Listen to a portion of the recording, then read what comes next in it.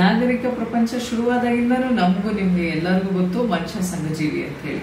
ಅವನ್ಗೆ ಅವ್ನ ಫ್ರೆಂಡ್ಸ್ ಜೊತೆ ಇದ್ದಾಗ ತುಂಬಾ ಖುಷಿ ಇರುತ್ತೆ. ಯಾವ್ದೋ ಪರಿಚಯ ಇಲ್ಲದ ವ್ಯಕ್ತಿ 100 ಜನರ ಮಧ್ಯ ಕೂತಾಗ್ಲೂ ಸಹ ಅವ್ನಿಗೆ ಸಮಾಧಾನ ಇರಲ್ಲ. ಅದೇ ಅವ್ನ ಫ್ರೆಂಡ್ಸ್ ಜೊತೆ ಇದ್ದಾಗ ತುಂಬಾ ಖುಷಿ ಆಗುತ್ತೆ, ನಗ್ನಗ್ತಾ ಇರ್ತಾರೆ, ಖುಷಿಯಾಗಿರ್ತಾರೆ, ಏನ್ ಬೇಕೋ ಮಾತಾಡ್ತಾರೆ, ಇಷ್ಟ ಬಂದ ವಿಚಾರಗಳನ್ನ ಮಾತಾಡ್ತಾರೆ, ಒಂದೊಳ್ಳೆ ಕಾಫಿಯನ್ನ ಕುಡ್ಕೊಂತ ಮಾತಾಡ್ತಾ ಇರ್ಬೇಕಾದ್ರೆ ತುಂಬಾ ಖುಷಿ ಆಗುತ್ತೆ. ಅವಾಗ ಮೆದುಳಲ್ಲಿ ಬಹಳಷ್ಟು ಡೋಪಮಿನ್ ಅನ್ನೋ ಒಂದು ಹಾರ್ಮೋನ್ ಉತ್ಪಾದನೆ ಆಗುತ್ತೆ. ಮಾನಸಿಕ ಆರೋಗ್ಯ ನಮ್ದು ಚೆನ್ನಾಗಿರ್ಬೇಕು ಅಂತಂದ್ರೆ ಉತ್ತಮವಾದಂತಹ ಫ್ರೆಂಡ್ಸ್ ನಮ್ಮ ಸುತ್ತಮುತ್ತ ಇರೋದು ತುಂಬಾ ಇಂಪಾರ್ಟೆಂಟ್ ಆಗುತ್ತೆ. ಫ್ರೆಂಡ್ಸ್ ಜೊತೆ ಕೂತ್ಕೊಂಡು ಮಾತಾಡ್ಬೇಕಾದ್ರೆ, ಹರಟೆ ಹೊಡಿಬೇಕಾದ್ರೆ ಎಷ್ಟು ಖುಷಿ, ಹಳೆಯ ವಿಚಾರಗಳನ್ನ ಹಂಚ್ಕೊಳ್ಳೋದು ತುಂಬಾನೇ ಖುಷಿ ಅನ್ಸುತ್ತೆ. ಅದು ಮನುಷ್ಯನ ಪಾಸಿಟಿವಿಟಿಗೆ ತುಂಬಾನೇ ಮುಖ್ಯ.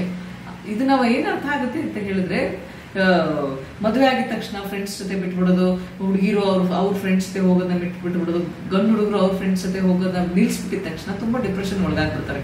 ಅಯ್ಯೋ ನನ್ಗೇನಪ್ಪ, ನನಗೆ ಫ್ರೀಡಮೇ ಇಲ್ಲ ಅಂತ ಹೇಳಿ.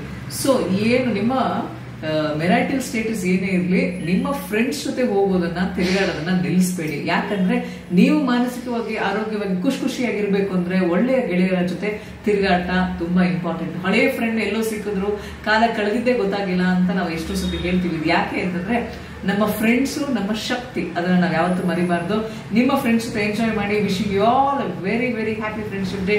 ನಾನು ನಿಮ್ಮ ಮಲ್ಲೇಶ್ವರಮಿನ ಸ್ನೇಹಿತೆ doctor Padmakshi Lokesh. I love Malleshwaram. You also love Malleshwaram.